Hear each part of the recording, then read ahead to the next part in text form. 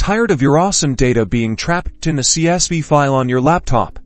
Let's unleash it. I'm going to show you how to quickly and easily add that CSV dataset to Looker Studio and start building amazing dashboards. First, make sure your CSV file is saved in a convenient location on your computer now. Head over to Looker Studio and create a new report or open an existing one, then click on the Add Data button.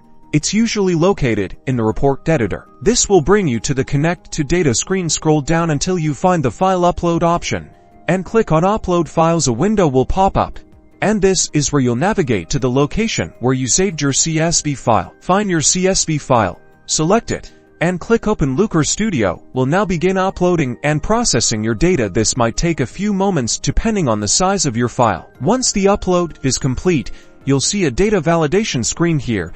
You can verify that Looker Studio has correctly identified the column names and data types. Pay close attention to the data types. Make sure dates are recognized as dates, numbers as numbers, and so on. You can change these if needed by clicking on the data type.